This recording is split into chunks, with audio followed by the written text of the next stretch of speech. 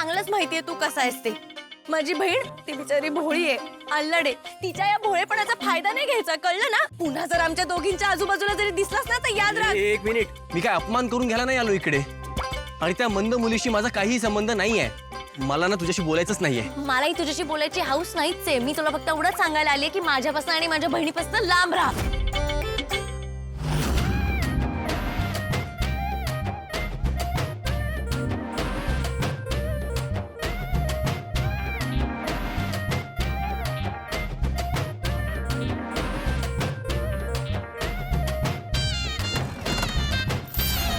आई मला इतकी मज्जा आली ना त्या दोघांना भांडताना बघून.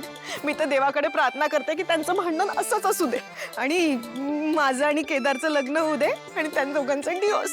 तसंच होणार आहे. देव बघतोय ना, ती तुझ्या सुखाच्या आड आली आहे ना, मग तिला तिच्या कर्माचं फळ नक्की मिळणार.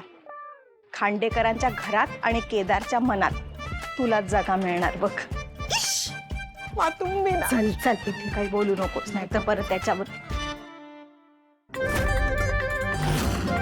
काय कुठे गेला होता? भाजी आणायला गेलो होतो. भाजी? हा कुठे भाजी? अगं भाजी आणायला गेलो होतो, पण काय झालं, माझं इतकं डोकं दुखायला लागलं ना, म्हटलं जाऊ दे बाबा, घरी जाऊ पहिले. अच्छा अच्छा, म्हणजे जसं त्या दिवशी पुस्तक घ्यायच्या नावाखाली दिवे लावून आलात तसंच का? अगं काय बोलतेस आई तू? मी सांगते मी खरंच बाजारात गेलो होतो. तर मालती, हे केस उन्हात पांढरे नाही झालेत. तुमची सगळी नाटकं मला चांगली समजतात. आजी नाटकं कसली? अगं नाटक करत नाहीये आई, तिचं खरंच डोकं दुखतंय. आई दाखव बरं. खूप खूप डोकं दुखतंय माझं, ठणकतंय अक्षरशः. दुखणारच का डोकं? आता तारिणी आली ना घरात, तेव्हा सगळ्यांची डोकी, हात, पाय, खांदे सगळं एक एक करून दुखायला लागणार. तारिणीला काम सांगायला काहीतरी कारण पाहिजे ना तुमच्याकडं. घरची कामं करायला घरात असली पाहिजे ना ती. तिला विचार ना कुठे गेली होती, का आम्हालाच विचारणार फक्त? अरे वा, तारिणीला नावं ठेवायची म्हटल्यानंतर डोकं दुखायचं थांबलं वाटतं लगेच. नाही, डोकं दुखतच आहे माझं, अजून भयंकर डोकं दुखतंय. तू बघतीयस ना, तुझ्यामुळे ओरडा बसतोय आम्हाला. सांग ना आईला कुठे गेली होतीस ते.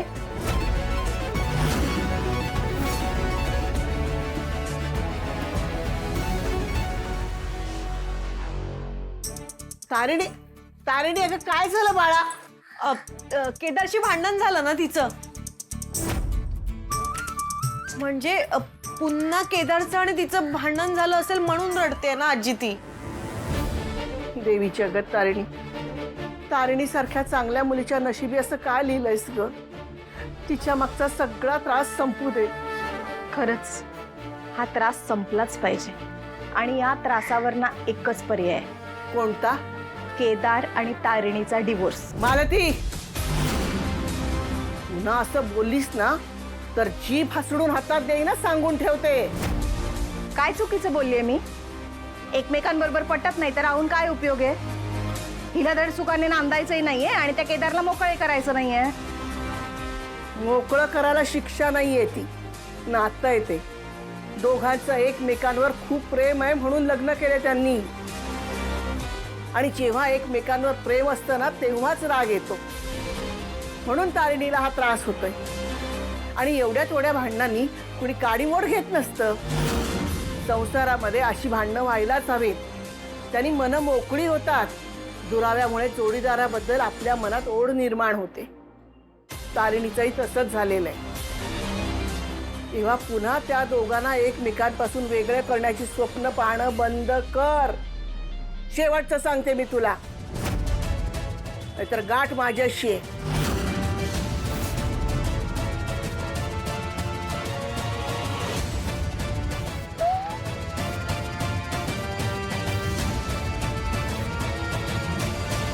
चल.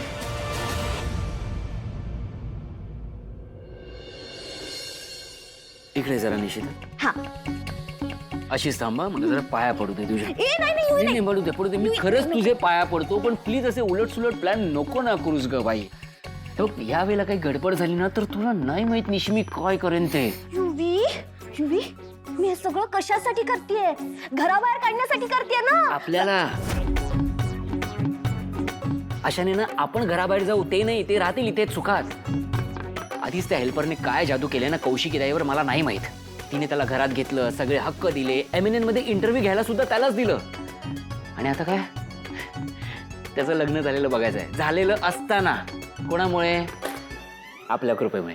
अगं हसते काय, पुन्हा एकदा त्या हेल्परचं लग्न झालेलं बघावं लागणार आहे मला तुझ्यामुळे. अरे युवी, पण असं काही होणारच नाहीये. ह्या वेळचा माझा प्लॅन एकदम फुल प्रूफ आहे. केदार आणि तारिणी यांचं लग्न होणं पॉसिबलच नाहीये. तिचं काय करू मी? प्लीज समजावू ना. तुला काय ब्रह्मदेवाने काल कानात येऊन सांगितलंय हे असं होणार आहे ते? नाही. मग जर नाही झाला तर काय? बॅकअप प्लॅन काय आहे? त्यांच्या लग्नामध्ये नवीन कपडे घालून आपण सगळ्यांनी नाचायचं, हाच ना? अरे असं नाही होणार आहे काही. तू माझ्यावर विश्वास का ठेवत नाही ना, मला हेच कळत नाही. 1000दा ठेवून झालाय, काय उपयोग झाला मला सांग. मग आता पुन्हा एकदा ठेव ना प्लीज. एकदा फक्त 24 तास थांब. 24 तासात काय?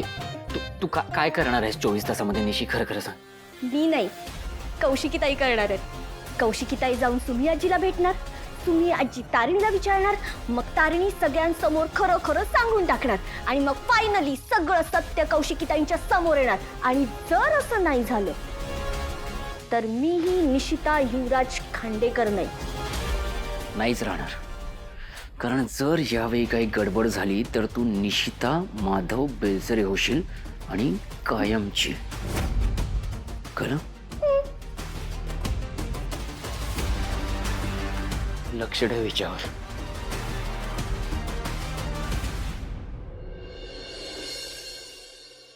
टेकनो, काय अपडेट?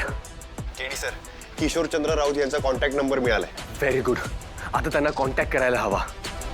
नाही, नुसता कॉन्टॅक्ट करून नाही चालणार. जर त्यांच्याकडनं माहिती काढून घ्यायची असेल तर आपल्याला वेगळा काहीतरी प्लॅन करायला लागेल. कारण आपण प्रश्न विचारले आणि त्यांनी सहजासहजी उत्तरं दिली असं तर नाही होणार आहे ना.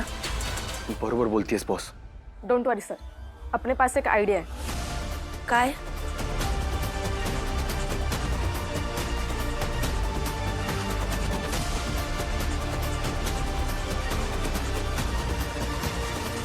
मला तर प्लॅन चांगला वाटतोय. ठीक आहे, मी पोचतेच तिथे. मी पण निघतोय. गुड.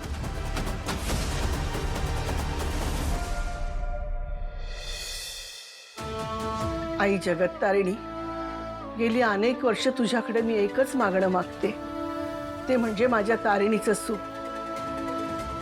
आजपर्यंत आयुष्याच्या कुठल्याच टप्प्यावर ते तिला मिळालेलं नाहीये. सगळ्यांना जीव लावणारी माझी तारिणी, तिच्या आयुष्यात तिच्यावर प्रेम करणारा माणूस तिला मिळालं नाही. आणि आता केदार सारखा गुणी मुलगा तिच्या आयुष्यात आलाय तर एका मागोमाग एक विघ्न तिच्या संसारात येत आहेत. तिची काळजी घ्यायला माझे असे किती दिवस राहिलेत आई, पण पोरीचं पूर्ण आयुष्य जायचंय. त्यांच्या दोघातलं हे अंतर लवकरात लवकर कमी होऊ दे आणि त्यांचा संसार सुखाचा होऊ देत ग. तुमची ही इच्छा कधीच पूर्ण होणार नाही. तारिणीच्या कर्माची फळं आहेत सगळी. माझ्या निशीच्या हक्काची संपत्ती ओरबाडायला गेली होती ना लग्न करून त्या घरात, तिच्याबरोबर हेच होणार आहे.